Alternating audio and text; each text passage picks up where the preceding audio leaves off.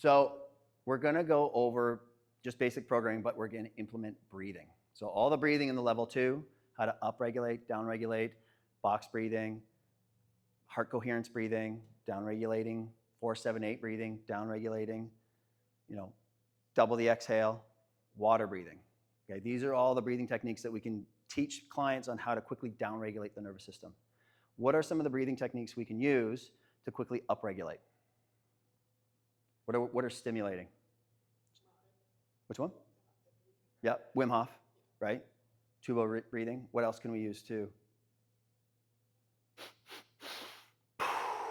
Right? Sniff poo, right? The pranayama. Right? Anything where we're increasing inhalation, hyperoxygenating is going to be very stimulating to the nervous system. It's going to prime it. It's going to get it ready for action. We're also developing and putting in excessive oxygen.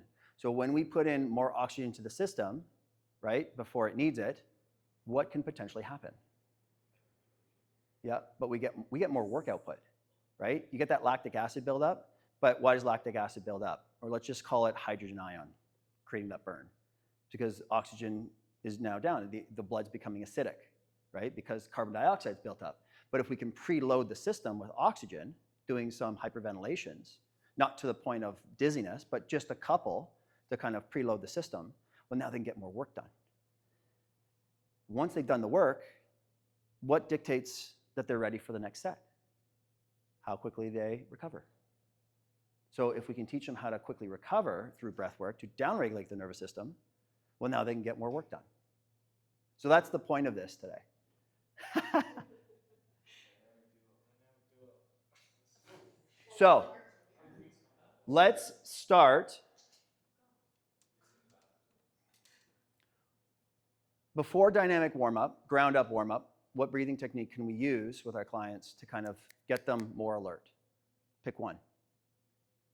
What do we want to start with? We're going to go through all of them, okay? But what might be the kind of the most appropriate one to get them to start to wake up a little bit? That's kind of like the least, yeah, I would use, exactly, right? Okay, so everyone just try some breath stack, and we'll do 4, okay?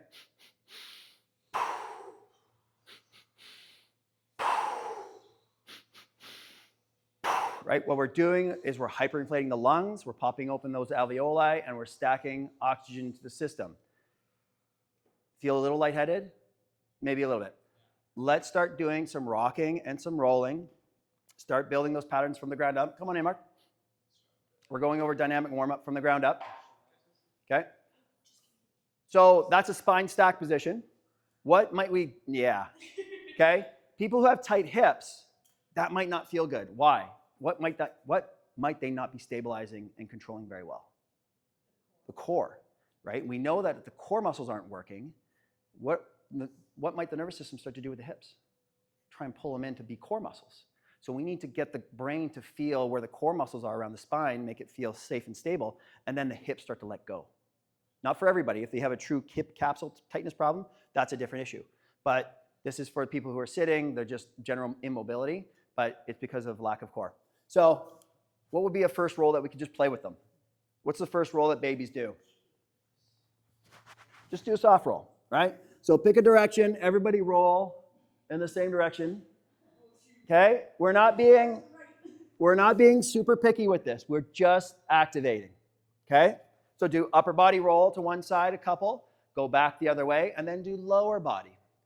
We're working on that reflex, that spinal reflex of coiling and getting that stretch going and then getting those segments to hook up. Because the spine does need to spin and coil.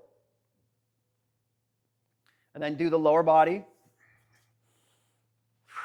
And then work on your breathing. So inhale, lift. Exhale, relax. Inhale. And breath match. If people hold their breath, this isn't going to go very well. They're going to lock up the system. So get them to breath match. Whether it's an inhale or exhale, I don't really care.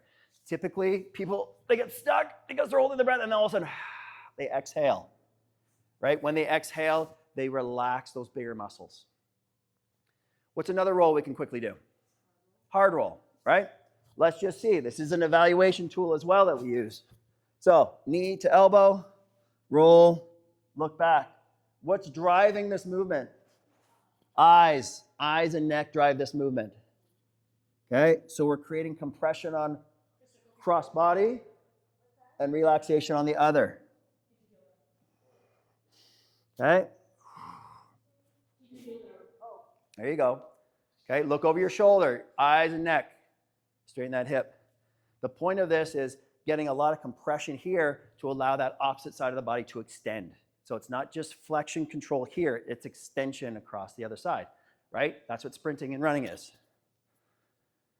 Okay, what's another one we can do? How do we lock all the systems together? Hard roll. Hollow roll, that's right. Tighten the toes, legs together. What still controls this movement? Point your toes, eyes, look to the side, pause. So we're transitioning from anterior core to lateral core to posterior core.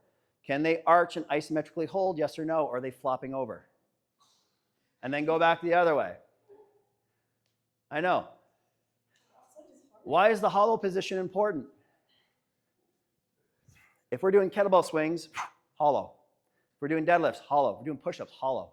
It's that strong spine position that we need to hit to stack and kinetically link stuff. Okay, now that we feel where the core is, how do we mobilize the T-spine a little bit? Let's do some rocking, okay? So this is now spinning. This is getting the vestibular apparatus a little bit different. Posterior, anterior canals are going. You're using the floor to mobilize the spine. Okay? And we're massaging stuff. Cool. Okay? What else can we do? What do people lack a lot of in control? What muscle group? Right. Do some glute bridges, right? Do some leg kicks. Get some stretch going. Okay? So we're still in that spine supported, moving into suspended positions, getting the glutes to go, right? 5-a-side maybe. Get into a side plank, short. We can do some leg lifts here. Okay. 5-a-side's fine for now. Okay. Warm up, 5 to 6 minutes. That's all it should take. Okay, we're just trying to get muscles to wake up. Okay.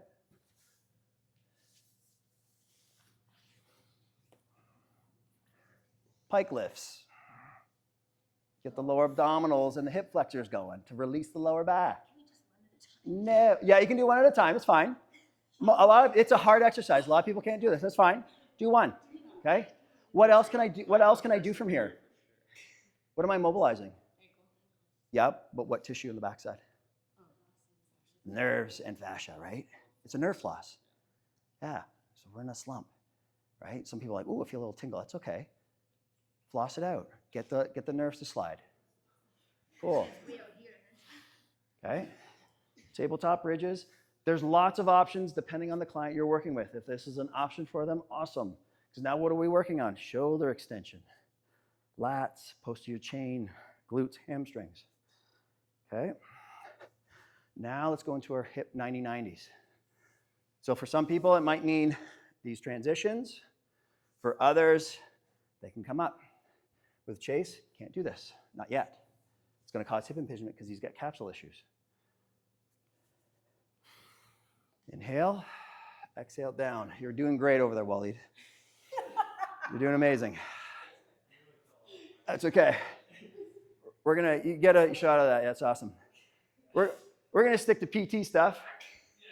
That's what we're good at. Okay. So then from here, now we're working up into transitions. Now what are we up into? We're into half kneeling, right? Babies do this. I watch my kids do this. This is how they use a strategy to stand up. Back down. All this at this point is just breath matching. Inhale, exhale.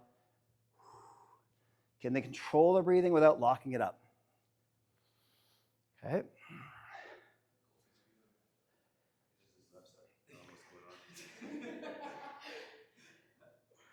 So now from here, get a little bit of a locomotion. Let's do some crawls. So we got bear crawl. Most people are going to be fine with this. Work around your friends. Forwards, backwards. Okay. Good. Come up into a deep squat. You can pry some hips open. Start in that standing position. Okay. A little press. We can get into an elephant walk here now. So now we're getting into that stretch pike position, nerve mobility, overhead position for the shoulders. Serratus anterior has to work a lot here. Forwards, backwards. And then does everybody remember the 7-point dynamic pattern? Okay. This is something that we can teach our clients. They come in, they're early, they do their foam roller. Great. Go do your ground up based warm up.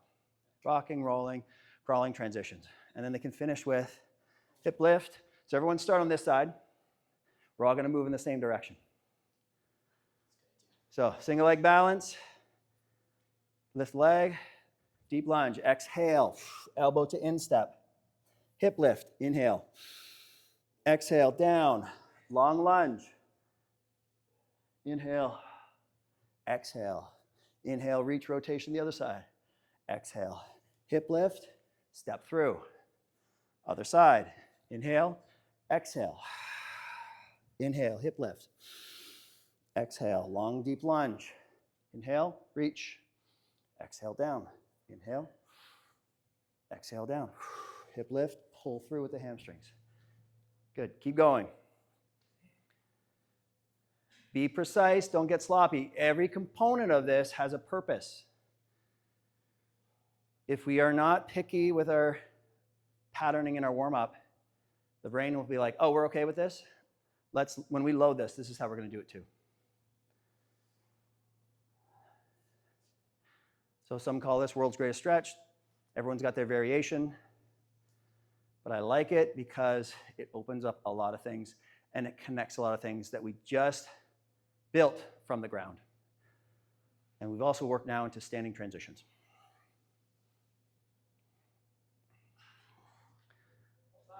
All right. So everyone feel energized. Now, if your client doesn't feel energized, what can we do? Maybe they're holding their breath. Maybe they drove too much into the sympathetics. And we need to balance things out. Okay, a couple breaths. Everyone go grab a kettlebell.